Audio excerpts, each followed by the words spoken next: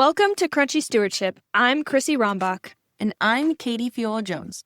We're cousins on a mission to honor God by stewarding our health spiritually, mentally, and physically. From ancestral nutrition and natural remedies to biblical finance and holistic health, we are digging deep into how God intended us to live. So grab yourself a raw milk latte and join us as we unpack the ins and outs of Crunchy Stewardship.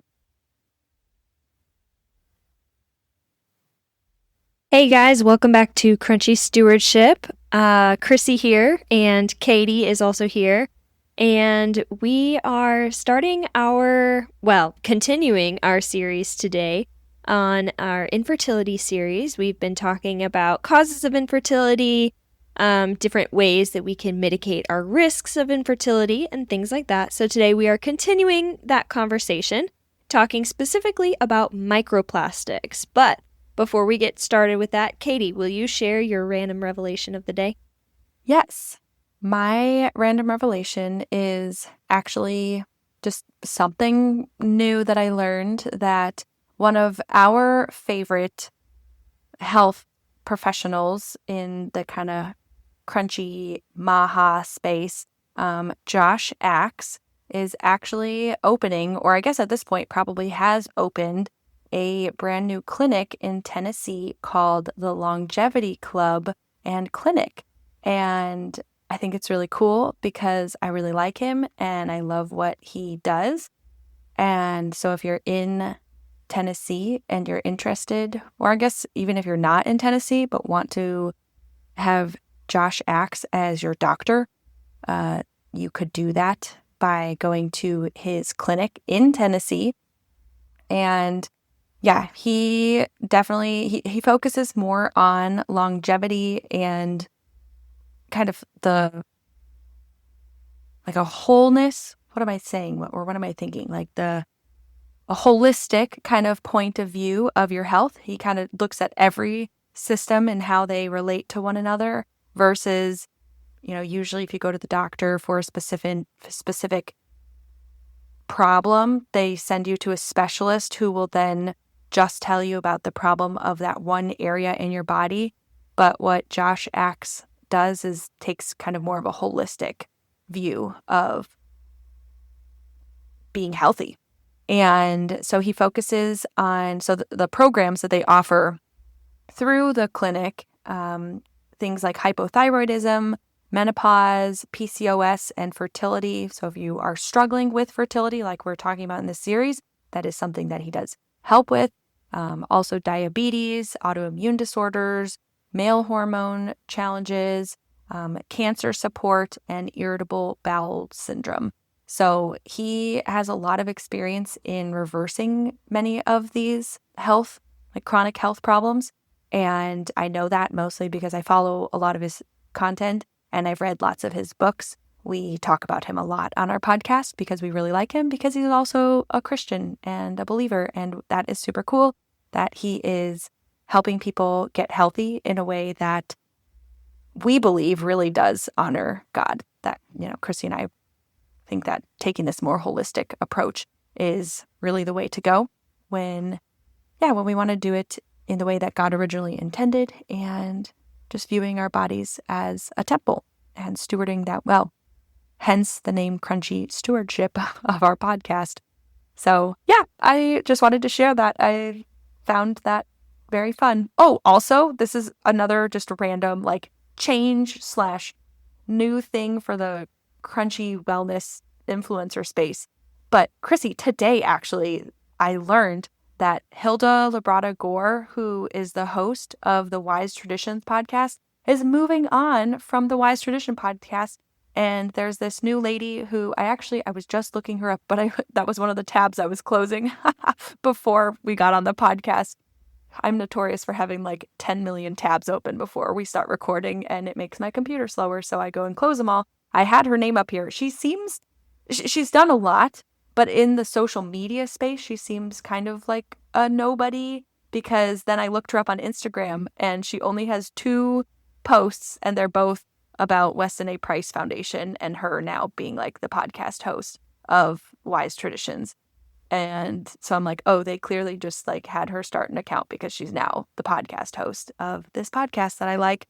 So anyway, I was sad that Hilda is going to be gone. She's so sweet and wonderful, but she had something on her Instagram about where she's moving on to or what she's focusing on next. But she is definitely still one of my health idols. She's very wonderful. She's like in her 60s or 70s maybe, but she's so spunky and energetic and does all these cool things, and you just would never be able to tell that she is as old as she is. And I just really admire that about her, and she's really wonderful and a follower of Christ as well. So that is very cool. All right, that's it. Those are my random updates for those who want to know about the Maha Crunchy influencer space. Cool. I love it. Well, let's transition into our talk today about microplastics. So, microplastics are everywhere. I'm sure most of our listeners, if you've been anywhere around the crunchy space, or even honestly, I feel like it's probably mentioned like on 5 o'clock news or something like that. Like it's really starting to has been infiltrating throughout media in general lately. But in case you don't know, because you've been living under a rock, microplastics are exactly what they sound like. Micro pieces or nano pieces of plastic. So when plastic starts to break down, which takes a long time, but with heat and like movement, I guess, crunching the plastic, moving it around, crushing it up, it breaks down faster. So with that, it breaks down into microplastics, which cannot be seen by the eye, but can be carried through water, through wind, things like that. We breathe it in, we eat it, and it's kind of everywhere. So we're going to be talking today about exactly how they have impacted our bodies and how they are impacting our bodies and what we can do to kind of protect ourselves a little bit from them as best we can. Obviously, this one, just like PFAS, is one of those that you can't really protect yourself completely from them because they are everywhere. They're in the air that we're breathing. But you can take steps to mitigate your exposure in your own home and things like that. So, first things first, what exactly are they? I already talked. They are pretty much teeny tiny pieces of plastics that get into our environment as the plastic starts to break down. It is often found in food, specifically food that has been prepared in plastic containers. So if you buy food in a plastic bag, or if you buy food in a plastic bowl, or if you mix your brownie mix in a plastic bowl, or put your food in a plastic bag. I like or that you get takeout. I like that your example was making brownie mix, of all things. Making brownie mix in a plastic bowl. Making anything in a plastic bowl, I guess? I don't know. If you are making brownies, it will be only brownies. Picking up the microplastics from your plastic bowl. not cookies. Cookies don't do that. I'm kidding. Cookies do it, definitely. I don't know. I don't really make cookies that much. I make brownies more frequently, but even at that, I don't really make brownies. That's really funny. We made a lot of brownies growing up, but now I make more cookies than I do brownies. But we made the brownie mixes we would get like the big thing from Sam's Club that had like several packages that were wrapped in plastic, of course, and you'd rip the plastic bag open and add like eggs and probably canola oil. And my mom, okay, this is a funny mom. My mom had a win this past week, though it's half of a win because Wes's birthday was just this past weekend, and my mom was in town to watch Malachi because we actually went on a marriage retreat, which was super fun. And we came back on Sunday afternoon. It was Wes's birthday, and so she had made a chocolate cake for Wes for his birthday.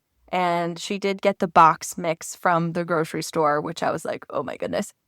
But she was like, well, the ingredients on here actually said to use vegetable oil, but I used I think she ended up using a combination of olive oil and ghee. And she was like, and I've never used ghee before, but you told me about it, and it's like butter. So I melted it and I made that into the cake. And I was like, that was really smart of you, Mom. Good job. And it actually ended up tasting perfectly fine. And of course, it was delicious. And I had a piece of it, even though the rest of the cake was not made with very good ingredients and stuff. But I was like, good for you, Mom. That was definitely a win. Not that I even had vegetable oil in my house that you could have cooked with, but you could have bought it at the store if you thought you had to use it because the box said so. Anyway, that was a random I'm sure tangent. she didn't get the box from your house either. No. Did she buy the box? That's funny. She also fed I love Malachi. it. Go, Mom. She fed him a Frosty from Wendy's, which definitely made me crinkle my nose, and definitely was not super happy about that. But she was like, "It's fine. He'll be fine." And I'm like, he doesn't eat that stuff, Mom. Oh, goodness. Good thing that the Lord created our bodies to filter out toxins. Yes. Okay, anyway, sorry, random tangent from your brownie mix bowl thing. No problem. Anyway, so we get microplastics when you make brownies in a plastic bowl. Or cookies or anything, really. Some other places we get microplastics that you might not actually think of is chewing gum. Chewing gum is often made of plastic. Tea bags have a lot of microplastics in them, so when you're looking at tea bags, it's important to look for ones that are like, some of them are like cotton, like made of cotton, honestly, and some of them are just paper, and you also want to make sure they're unbleached because that's important. Other places you can find microplastics is in your contact lenses. So Katie and I have kind of talked about this before. How both of us have been trying hard to wear contacts less and to wear our glasses more so. For various reasons. Wearing contacts can decrease blood flow to your eyeballs. Which I don't know if you've ever noticed, if you go to your eye doctor, most employees at an eye doctor's office are wearing glasses. Very few of them are actually wearing contacts. And I asked about that last time I was there, and they said, oh yeah, because contacts can decrease blood flow to your eyes and make your eyesight worse. And I was like, oh, fascinating. They don't tell people that. Oh my gosh, that actually kind of frustrates me. You're so right, though. Every eye doctor I've gone to, like I'm thinking of like the 3 or 4 that I've gone to in my life, they're all wearing glasses. Mm-hmm. Oh my gosh, why has none of them? That makes me so frustrated at all 4 of them. That none of them have said anything to me. Wow. That's funny. I think it was my eye doctor in Dallas who told me that. Or maybe it was like the receptionist at that eye doctor in Dallas. Whoever it was someone who didn't really have a filter. But it was kind of funny. Anyway, so you get them from your contact lenses. Another one that I just thought of as we were preparing for this episode is a very common over-the-counter medication that so many people take, Miralax, is quite literally polyethylene glycol. You're right. Which polyethylene is a petroleum-derived plastic.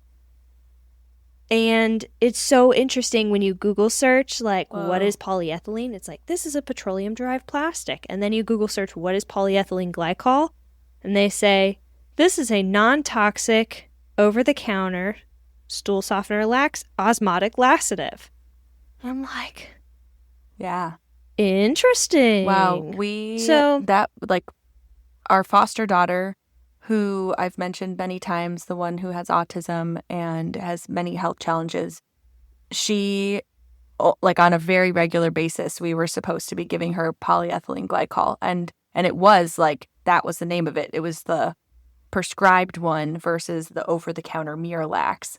And I never thought about the fact that it said poly. I mean, basically anything that has poly in it is a polymer. It's like plastic. It's from petroleum. And I never thought about that. Like I never put that together myself. So you saying that is like, oh my gosh, not only were we giving her lots of other medications that the doctor had prescribed her, like steroid creams for her eczema, but she also was getting that on a very regular basis.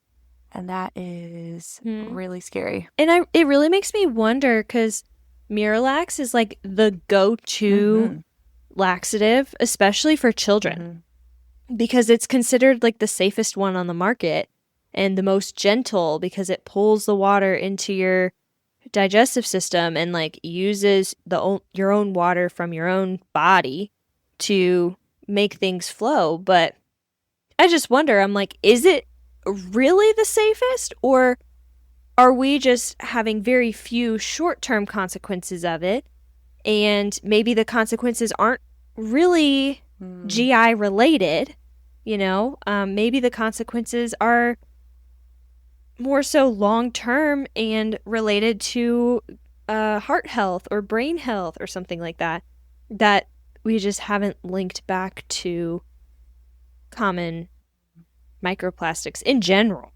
in our lives, especially as children, Yeah. Just a thought. Well, and then you think about, like, from a kid's perspective too, how many things are plastic for them.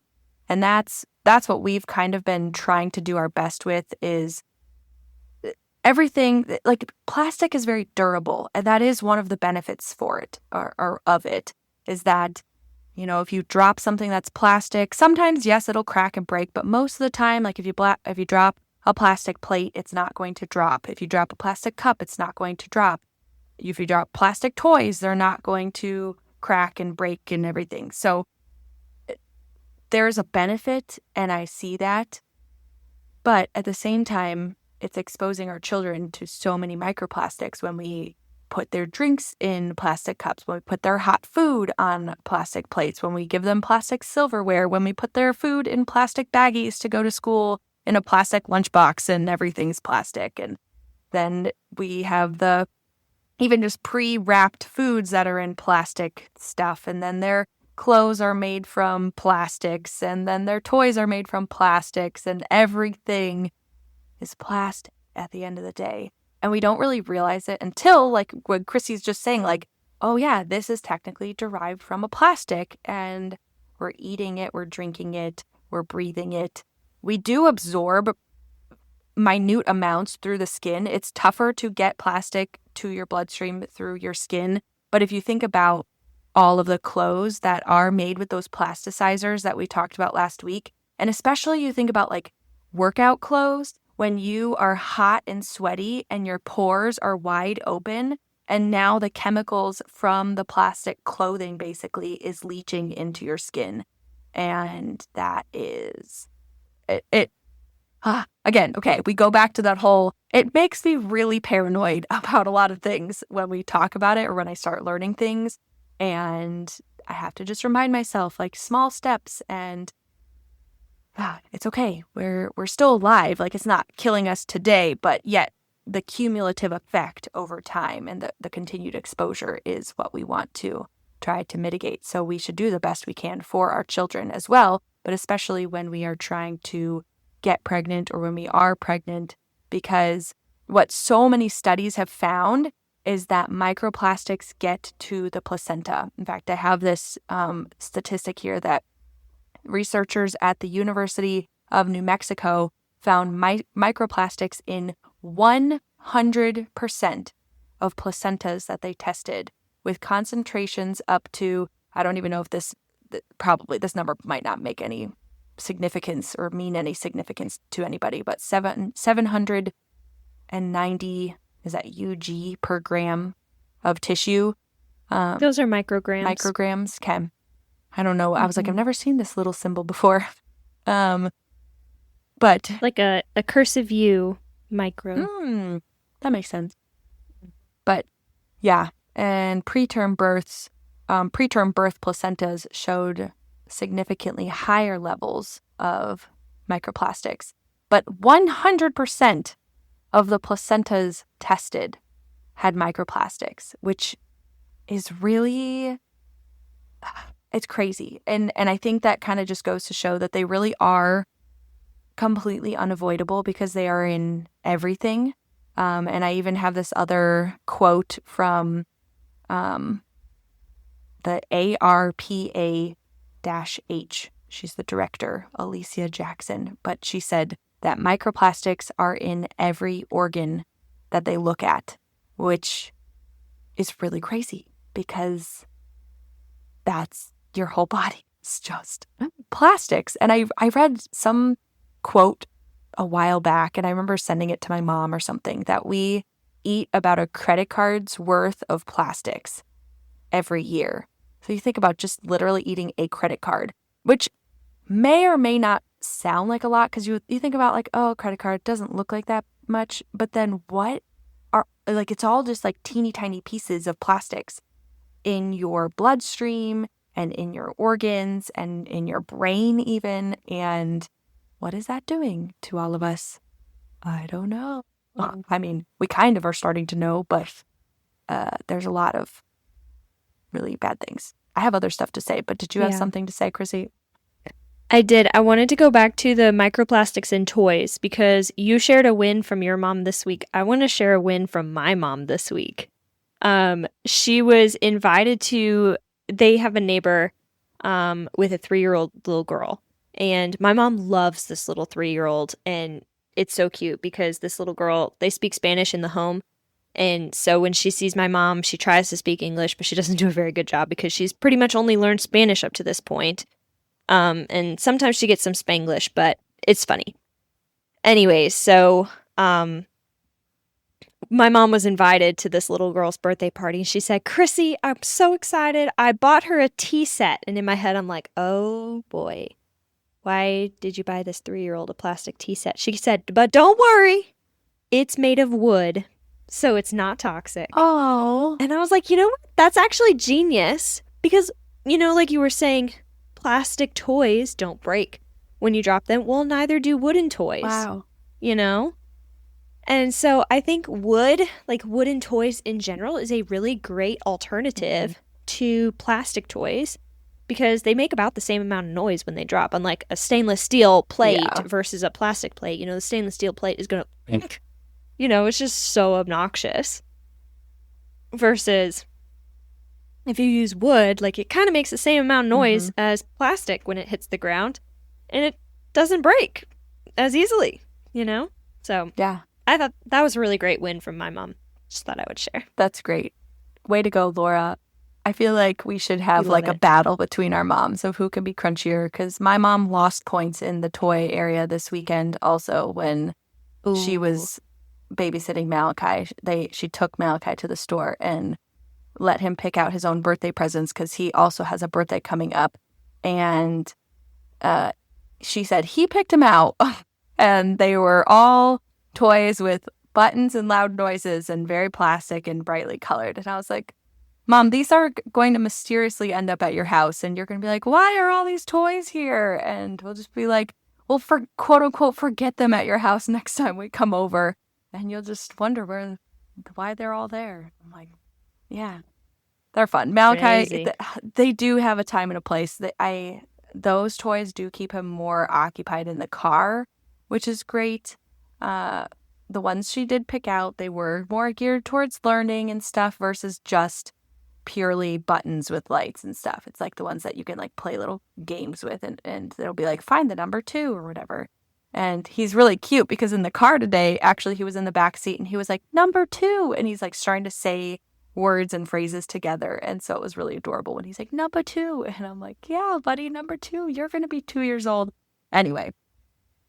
So plastic toy fail on that part. So anyway. So I wanted to share some of these other things that I had learned kind of about why we should be not necessarily, okay, I don't want to use the word scared of microplastics, but why we should be aware of them and trying to avoid them.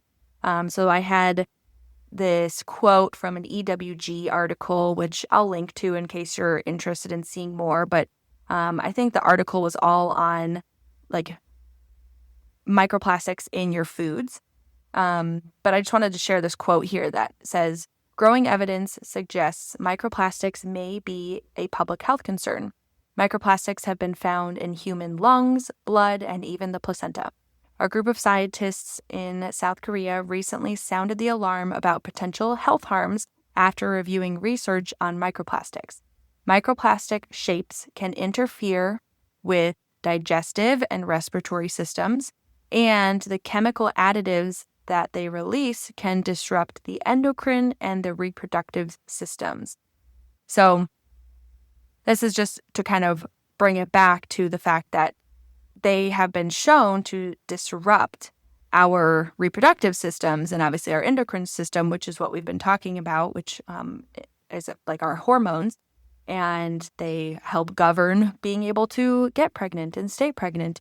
And so the chemicals from plastics are all disrupting these systems, making it harder to get pregnant. So, and even if you think about it, like it's not like one of these things is the silver bullet that's killing you. It's microplastics, and then it's like the PFAS that we were talking about, those forever chemicals, and then it's our poor nutrition and our lack of sleep, and it's the fragrances and the parabens and the phthalates. It's all these things combined in our systems is just completely wreaking havoc on us, and we wonder why everybody's so sick and why nobody can get pregnant anymore. And so I don't necessarily think that one of these specific things is going to solve somebody's problem, but it does help by reducing all of these toxins that we're exposed to.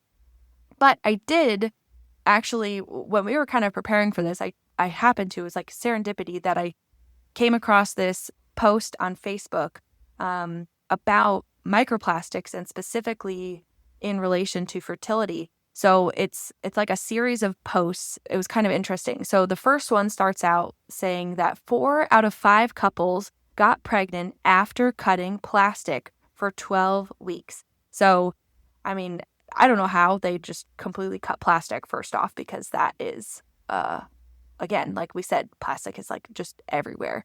But then it kind of goes into, okay, here, this kind of answers the question. So what did they do? It said 5 couples, 12 weeks, one focus to reduce plastic exposure. The changes that they made were that they stopped storing and heating food in plastic containers. They swapped to glass and stainless steel instead of those plastic containers that we were talking about. They cut out fragranced products, which have the hidden phthalates, like we talked about last week. And then they reduced synthetic fabrics and plastic packaging. So they really did. I mean, those are like some of those major hitting areas that have plastic.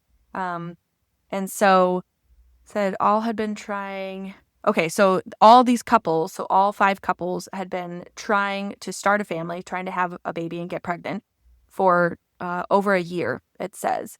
And then what happened is that their chemical levels dropped fast. So within 12 weeks, BPA significantly decreased and key phthalates also dropped.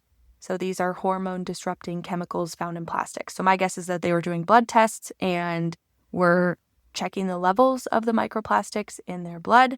And then it had an impact on sperm. So it's said that sperm kind of started to shift in the right direction. So before they started reducing their plastic, 5 out of 5 men were in the subfertile range, which we actually talked about, like sperm morphology and everything in our male fertility episode. I kind of had a little explanation on that. And then after they started reducing their plastic, 3 out of the 5 men improved to the above, 3 out of 5 improved above that threshold. So it doesn't actually say what the increase or improvement was, but just that they did improve, which is great.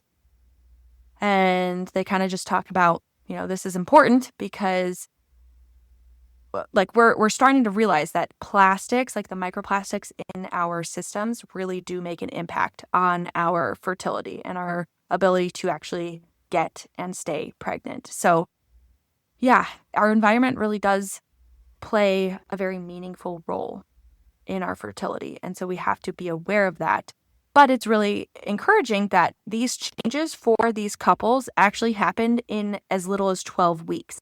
So that's really encouraging, right? Because when we start to panic and be like, oh my gosh, there's microplastics everywhere and I can't get rid of them all, just taking these simple steps can actually start walking you in the right direction. And so if you start doing this way before you're even ready to get pregnant and you're preparing yourself for pregnancy, then your chances of getting pregnant sooner are probably a lot better.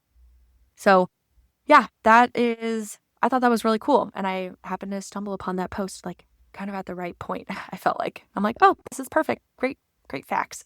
And I think the post actually had links to the study and stuff.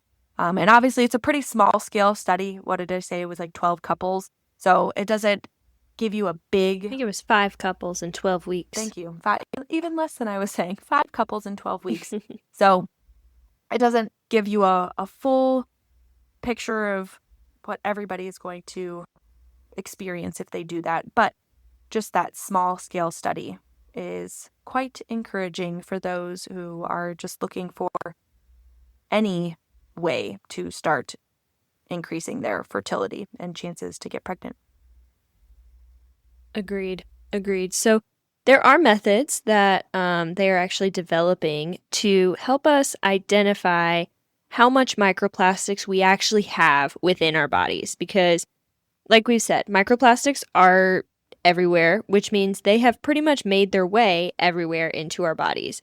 They are in placentas, as Katie said, in our hearts, in our brains. They actually have found that the brains of people with dementia had drastically higher levels of microplastics in them than people without dementia. Similarly, they found microplastics in the heart, in the blood, things like that. So it's kind of everywhere, but there are ways that we can actually identify these microplastics in our own body. So Robert F. Kennedy launched a new program. It is called STOMP, so Systematic Targeting of Microplastics. Essentially, it is a federal-funded research program that is intended to measure and remove microplastics from the human body, because essentially the United States government wants to be able to quantify these microplastics before they are willing to see the need to regulate them, which makes sense in terms of science and stuff like that. You need to have a number to regulate things, because if there's not a specific number, then how are you going to regulate it? You can't just say you can never have any of these products, because that's just not a reality, because they're everywhere. So that is the goal of this program, is to be able to quantify microplastics in the human body so that they can adequately regulate them. And so he's building this program right now. It has 2 phases. The first phase is to build accurate lab methods that detect down to nano-sized plastics in biological tissues. So this will be validated by the CDC and will be available across labs, and they will be consistent across labs throughout the United States. And then the second phase is to translate these tools into actual clinical tests. So you could be able to go to the lab and get your blood tested for your plastic burden. And then hopefully from there, they will be able to create pharmaceutical or some other bioremediation approaches to remove microplastics from the body. Think something similar to dialysis. They take the blood out of your body, filter it, and put it back in your body all nice and clean without the microplastics in it. Although I wonder if dialysis machines have microplastics. Probably. Now that I'm thinking about it. I'm sure they do, because everything does. So yes, that's one thing the federal government is working on doing to protect us from these microplastics. Obviously, it's going to be a long road ahead. And any program like this takes a very long time to be implemented, but it is in the works, people. Yeah. I actually think one of the wins, quick wins that is coming from this program is actually something that you mentioned earlier, Chrissy, in the fact that more people are finding out about the dangers of microplastics and just using plastic in general in our society. And developing a program like this really starts to bring that to the surface. And it's alerting people that, hey, we think there's a problem here. And so even before they go through and build this whole program and start testing people and doing all that and getting the numbers, it's bringing to the surface for the rest of us, like, oh, hey, why are they testing this? Is this a problem? Maybe I should stop using plastic when I can. And so hopefully, I know that there's a lot of people who, anytime RFK says something, they're like, I'm going to do the opposite because he's not a scientist and he doesn't know what he's doing. And that's rather unfortunate because he's not a scientist, right? But he is just speaking what other scientists and health professionals have told him. And there's a lot of really smart people who are working behind the scenes to give him the information. And he has done a lot of research on a lot of this stuff. And he is very, very wise when it comes to all of the toxins and health stuff out there. And so it's unfortunate because I've definitely seen that people are like, well, if he says that I shouldn't be using plastic, now I'm going to use plastic for everything. And it's so sad because then people are really hurting themselves by doing that. And I just don't think they realize that. And I'm very sad about that. But I think it's great that they are bringing this to the surface and letting people know, hey, this is probably a problem and we're going to figure it out. So at least it's starting to get the alarm bells ringing for the rest of the population. But yeah, go ahead. There are some programs, I guess, initiatives. They're being undertaken by states also. Some states in particular are not waiting for the federal government to figure themselves out. They have just gone ahead and started eliminating these things. So 11 states have actually already banned PFAS in their food packaging. And California specifically had a Safer Food Packaging Act of 2025 that targets BPAs, which is pretty much plastics, and phthalates in all food packaging. And so that's encouraging to me that, some states are taking it on themselves to start this initiative. Mm-hmm. And they're not waiting for the federal government to do the research and then figure out the plan and blah, blah, blah. They're just kind of hitting the nail on the head and getting rid of these microplastics and PFAS and phthalates in food packaging specifically. So yeah. That's encouraging to me. And I know a lot of states, Colorado was one of them, that stopped using plastic grocery bags. I think California might be another one.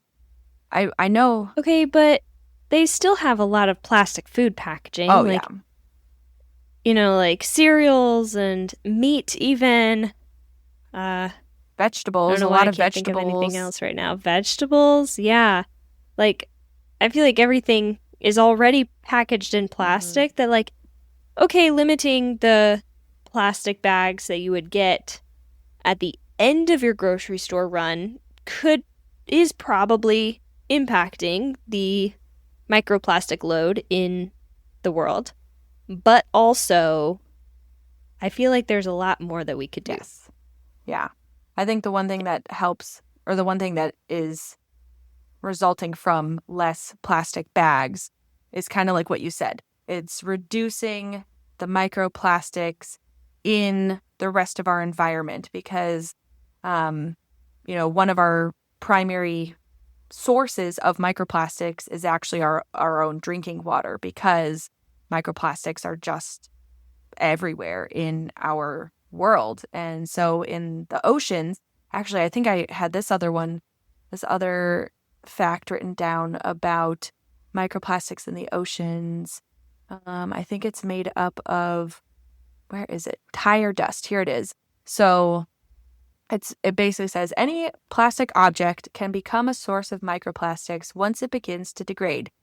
A Pew Charitable Trust study pointed to tires as a major source of pollution, finding that 78% of microplastic particles in the ocean comes from tire dust, which is wild. I think about like places when I like drive by and you just see these giant mounds of tires, and eventually all of that is going to degrade and break down and go into our soil and go into our water and go into our plants that grow from the soil. And I wonder what those fossils are going to look like. That's so true. Ugh. I just wonder, like, looking back in time, you see the fossils of dinosaurs and humans and everything like that. And then now I'm like, tires, fossils. Yeah. But also, I'm going to go a little tangenty here. If we're thinking about the world from a biblical perspective, so biblical perspective, young earth, means that the world is only, 6,000 years old, right? I think, because it was about 2,000 years between the creation of the world and Abraham, and then 2,000 years between Abraham and Jesus, and now 2,000 years between us, Jesus and us. And I think, the world is 6,000 years old. We are in like the post-messianic time period right now. And it just makes me think that in the grand scheme of like how the Bible works and the Lord's timing, I don't think the world is still going to be around as it is by the time these tires are degrading and able to become fossils. Yes. That's just my thought. It's a really good point. And maybe like the new Earth at the end of time might have tire fossils. And that would be really cool. And God could do it. But I just don't think the current Earth that we have is going to be around long enough for that. Yeah. But that's my personal opinion. You can come at me if you want on our Facebook group, and we can talk through it. Crunchy Christian Mamas on a Budget. We'll talk through it. What do you think? Yeah. Do you think tires will become fossils one day? It's a good question. I don't know.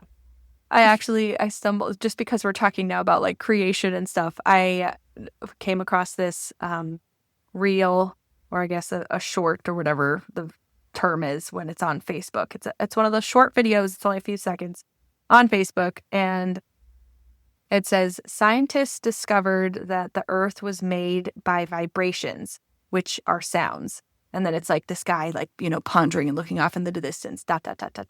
And then it like flips over to like a Bible verse that says, the earth was spoken into existence by God. And that's in Psalm 33:6. So it's like, oh, science is now catching up to the Bible that, yes, it was created by sounds and vibrations. In fact, it was the voice of God. It's like, thank you. We already knew this from the Bible. Oh, anyway.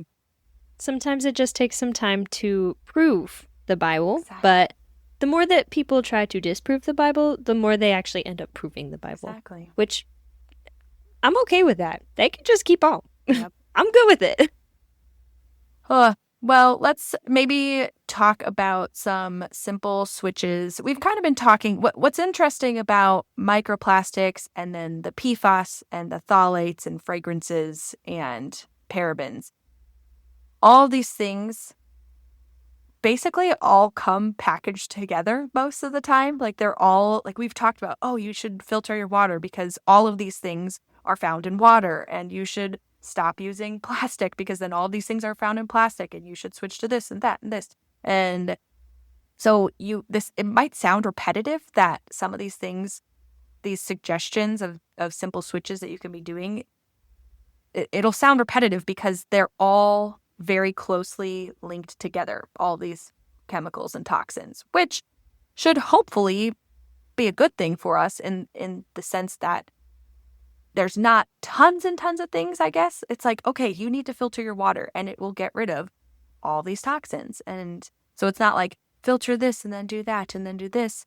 I mean, there are still other things, but it's like filtering your water will get rid of these things. And that's oftentimes like our water is one of the greatest sources of toxins because we need water to survive, and water is everywhere. And most of us live in areas where we're using city water, which is then exposed to much higher levels of a lot of these toxins. So the first one is filtering your water and staying away from plastic water bottles as much as you darn well can. I mean, obviously, if you're in a situation where it's either being super dehydrated or drinking from a plastic water bottle, drink from the plastic water bottle. Don't dehydrate yourself because that's super important. But if you can, bring your own stainless steel reusable water bottle wherever you go. It also helps you save money by not buying plastic water bottles. And then you can, pre-fill it with your filtered water at home before going out, because anytime you drink water anywhere else, like the tap water from restaurants or drinking from the drinking fountain or going to your friend's house and they don't have a filtered water, those places will all have these chemicals in it. So it's such an easy way. And I feel like it's so normal now to like just bring your water bottle places that nobody bats an eye and it's super easy. So get yourself a cool stainless steel water bottle. Yes, I know this is the one thing that I've actually heard people say about switching from like a reusable plastic water bottle to a stainless steel one is that they're heavier. And then when you drop them, they give that like clanginess noise and stuff. But I don't know if you've ever had like a reusable plastic water bottle, but Chrissy, but over time you could just tell that it is degrading because it like starts changing colors and it just like looks really scuffy and just distorted and stuff. And it's like, yeah, it's the plastic just slowly degrading into your water and then you're just drinking it. So highly recommend that as a first step is, okay, maybe if you can't purchase a water filter, get yourself a reusable stainless steel or glass. Glass is also another option. I do actually have a really nice glass water bottle that comes in like a cool silicone sleeve, but I really only use it around home versus like going out anywhere because that sounds dangerous with a glass water bottle, but people do it too. So if you're into that, that's an option. You want to share any other options? And we can kind of go back and forth with some ideas. For sure. Microwaving things, we've talked about this before, but microwaving your food in a glass container rather than a plastic container greatly decreases your microplastic exposure. They've done studies that heating food in plastic containers can actually release millions of microplastic particles into your food. And on top of that, microwaves in general aren't the greatest for your food because it's literally using radiation to heat your food, which denatures the proteins in and of themselves. So we got denatured proteins on top of plastic particles, and that's just a recipe for disaster. So heat your food up the way our ancestors did it. You get a pot, you fill the bottom of the pot 1 inch with water, you put the glass container inside the 1 inch of water, put the lid on top, and turn on the stove, and it heats up, gets all nice and steamy in there, and then your food is like fresh, like new. You could also use a toaster oven. Those are really easy to reheat food also. Highly recommend those. Air fryers are becoming really popular these days, but just be careful if you do have an air fryer. It likely has like a nonstick coating on the inside of it, which we've talked about plenty of times in other episodes that it is what the PFAS, the forever chemicals are in the nonstick stuff. So it's basically anything that's like resistant to something will be PFAS. And with crock pots, I know they sell those plastic crock pot liners that make it so easy to clean your crock pot. But those are horrible. So horrible. Just don't do that. Just clean your crock pot. And same thing, anything that's hot in a plastic bag, this is probably going to make a lot of people really sad. All of those rotisserie chickens at your grocery store or Costco that come in those nice little plastic bags, stay away from them. Not only are the chickens themselves probably full of stuff that you really just don't want, including like antibiotics and hormones, and they're probably fed soy food, and it's not going to be very nutritious for you in general, but it's also going to be like microplastic soup in there because it was like it's been sitting in a hot plastic bag, and they're like a thin plastic too, so it's degrading so quickly. Anyway, so anytime there's like heat and plastic together, just stay away from that. But that was not actually the tip I was going to recommend. The one that I really wanted to share was actually, we kind of had talked about this before, but we've talked about like dust and like the indoor pollution and how it can be worse than outdoor pollution in many cases. And whatever is on our shoes and whatever is like we're tracking in from the outside, it just stays in our house when there's not a lot of airflow going on. And so if we're not dusting and vacuuming regularly and cleaning all that out, our house fills up with microplastics. And so you think about like even just your clothes breaking down or your kid's toy chips apart and there's pieces of teeny itty bitty plastic, or I mean, any of these things, again, that we've been talking about that have plastics in them, they do degrade, and you find like the microplastic fibers everywhere. And so the dust in your home could be filled with it. So then you breathe it in, or you're stepping in it, or your kids are playing in it, or your dogs and cats are eating it because it's on the floor. And so just be cleaning your house regularly, but also take your shoes off before you come inside. It also reduces exposure to pesticides and feces that was on the bottom of your shoes and stuff. So definitely keep your house clean in that way. And that's free. Like, you just clean your house. That's free. And you can reduce your microplastic exposure. Yep. Other ways is switching your cutting board. So if you switch to a wooden or stainless steel or sometimes even a glass cutting board, that can be a much better option than a plastic cutting board.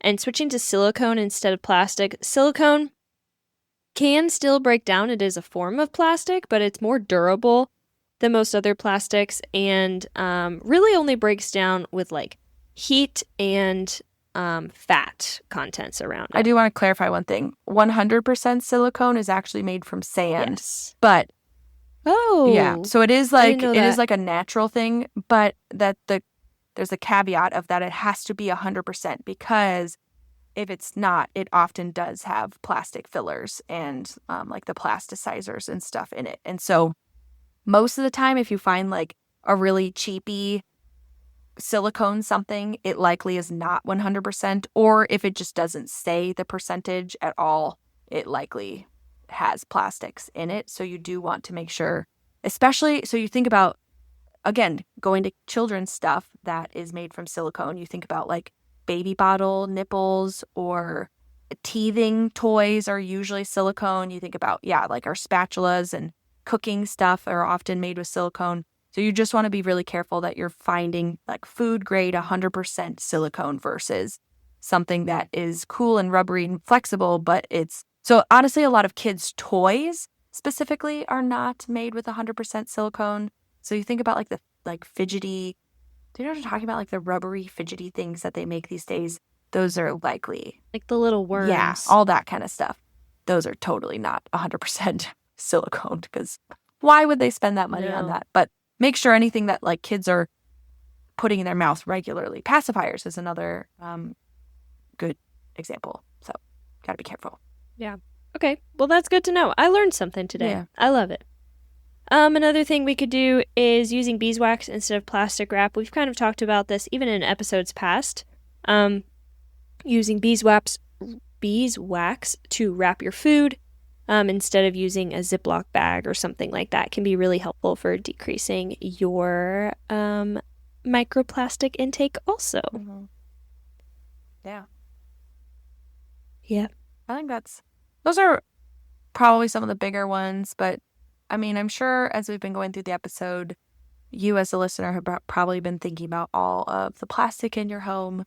And honestly, my journey to reducing plastic has been one that I've actually enjoyed, because I find that the things that aren't made from plastic or aren't made from plastic derivatives, they tend to be prettier and nicer and longer lasting than the things that are made from plastics. So I think about even just switching to like cotton and wool for clothing, and those pieces of clothing tend to be nicer feeling and softer, and like all the things made from wool that I own, which right now there's not a lot that I own that are wool, but those things tend to feel more durable. And from my understanding, it's longer lasting than a lot of those, like just all of our clothing, basically. You think about like all of the fast fashion out there right now, really cheapy pieces of clothing that you could get on Amazon or at Forever 21 or H&M, all these like, or Shein. Shein is like a really big fast fashion place where those things, I think they've literally found heavy metals and terrible stuff in Shein clothing. If you Google it, I'm sure things will come up because I heard it in the news at one point, like on an article somewhere. Anyway, you just got to be really careful with a lot of that stuff and things that are just coming from China, and they're really affordable, which sounds super great for our budgets, but it's not going to fare well with our bodies when our bodies are taking in all the toxins from our clothing. And I talked about this, I think, 2 episodes ago, but like all of our underwear and bras and stuff, just the parts that touch our more delicate areas, they really should be something that's like organic cotton. And that's been something that we've been purposely pursuing lately. And again, it's hard because you learn these things and you're like, man, I have to go and replace all this stuff. But we've been doing it slowly. This is Chrissy's thing, like she's really good at reminding us, like, just once you run out of something or once you need to replace something, then replace it with something better. Because I think we kind of talked about this last week. I feel like it should my be favorite. Wait for a sale, especially Yes. for like, undergarments. Because I'm going to be honest, I could still wear the same undergarments that I wore in high school, right? And like, they just don't really wear out all that much unless you get a hole in them. But yeah, wait for a sale, because that's another way that you can save money while also improving your wardrobe and your toxin exposure and things like that. Yes. I was going to say that is a really great idea. And I feel like we need to have like a new catchphrase. I was thinking about it earlier. Hold on. I think I wrote it down because I was like, this is really good. Where is it? I'm really excited to share it. Oh, we don't go broke trying to get healthy. And I think this is a good reminder that we kind of talked about it. I think you said this last week, Chrissy, that there's a lot of like gym bros out there who are like, you got to go broke to get healthy. But that's really not the case. And I find that when we simplify things, it tends to be better on our budgets and better on our health. And so our catchphrase really is that we're not going to go broke getting healthy. In fact, we do want to focus on our budgets, and we do want to be good stewards of the resources that God has given us, but also our health. And so I do think there's a time and a place where it makes sense to invest a little bit of money in our health. And then there's a time and a place where actually spending less makes way more sense. And sometimes those things just coincide very nicely. So yeah, don't go broke getting healthy. That doesn't honor God, I don't think. I guess I shouldn't say that flat out, right? Because maybe he's calling you to go broke. But anyway. He also calls us to be wise stewards of our finances. Amen. So keep that in mind. Yes. Well, however that wisdom looks, if it's wisdom from the Lord, it's not going to look the same for everybody. But definitely something to keep in mind, that it's a delicate balance between the health of our financial world, or like the health of our finances, and the health of our bodies and the health of our minds. It all works together. Yeah. So amen. In general, though, we want to leave you with that. Keep in mind that all of this is really baby steps. We don't want to overwhelm you with all of this information. We just want to give you tools and resources that you can use to make next steps in your walk to stewarding your life better in order to glorify God better. And with that, remember that whatever you do, whether you eat or drink, do it all for the glory of God. We'll see you guys next time. Thanks for listening to Crunchy Stewardship.